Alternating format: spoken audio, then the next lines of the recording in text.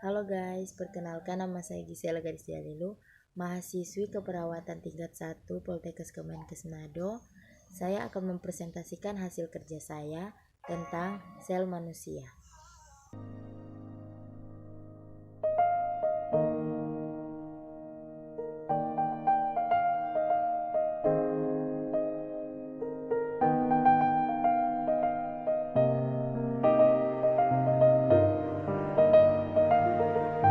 Sel merupakan bagian paling terkecil dari makhluk hidup. Kenapa demikian? Karena makhluk hidup tersusun atas sistem organ, sedangkan sistem organ tersusun atas jaringan-jaringan, dan jaringan-jaringan tersusun atas kumpulan-kumpulan sel. Sel juga dapat diartikan sebagai unit struktural dan fungsional. Penyusun makhluk hidup artinya semua makhluk hidup terdiri dari sel karena disebut unit struktural kehidupan. Mengapa sel diartikan sebagai unit fungsional kehidupan? Karena sel mampu menjalankan semua fungsi kehidupan seperti nutrisi, ekskresi, respirasi, dan lain-lain. Sel dibagi menjadi 3 komponen sel, yaitu yang pertama, membran plasma, yang kedua, nukleus atau inti sel, dan ketiga, sitoplasma. Yang pertama, membran plasma. Membran plasma adalah struktur terluar yang membungkus seluruh badan sel. Fungsinya adalah bertujuan agar untuk melindungi bagian dalam sel dan membatasinya dengan lingkungan di luar sel.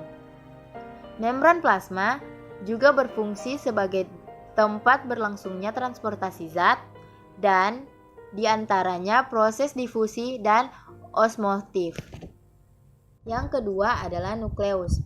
Nukleus merupakan inti dari sel. Di dalam nukleus banyak mengandung materi genetik yang berbentuk DNA.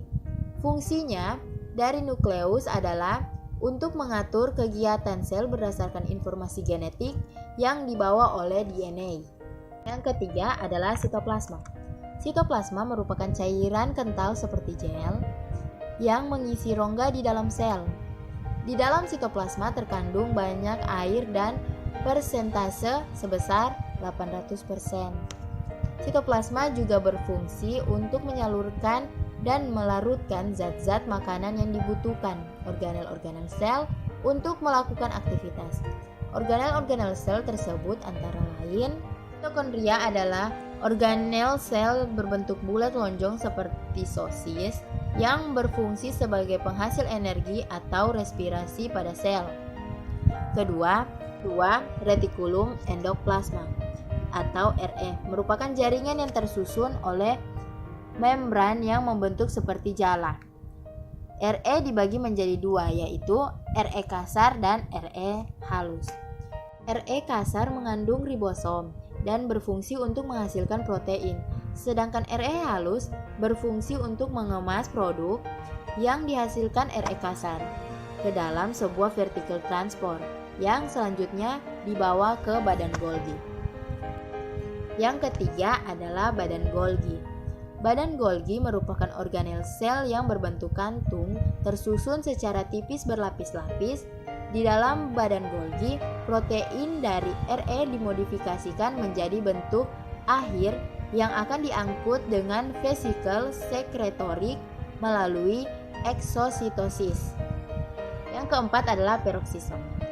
Peroksisom merupakan kantung berisi enzim oksidasi untuk mempertahankan sel dari serangan radikal bebas. Peroksisom mengandung banyak katalase yang menguraikan hidrogen peroksida menjadi air dan oksigen yang aman bagi tubuh. Yang kelima adalah lisosom. Lisosom berupa kantung berisi enzim hidrolik kuat yang mengkatalis reaksi hidrolisis. Bahan ekstrasel ada di bawah dengan endositosis. Lisosom juga mencerna organel sel yang sudah rusak disebut dengan proses ototagi. Yang keenam adalah fold. Fold berfungsi sebagai kendaraan transport sel. Fold akan menempatkan diri ke nukleus dan mengambil molekul yang disintesis oleh nukleus dan menyalurkan ke bagian luar lain sel. Yang ketujuh, sitosol. Sitosol adalah bagian setengah cairan dari sitoplasma yang mengelilingi organel. Sitosol penting dalam metabolisme intermediat, diintesis protein ribosom, dan penyimpangan nutrien. Yang ke-8 adalah sitoskeleton. Sitoskeleton merupakan kerangka sel yang kuat dan lentur berupa jalinan serabut yang tersebar di seluruh sitoplasma. Fungsinya yaitu untuk menyongkong dan mempertahankan bentuk sel serta berperan sebagai tempat berbagai organel sel.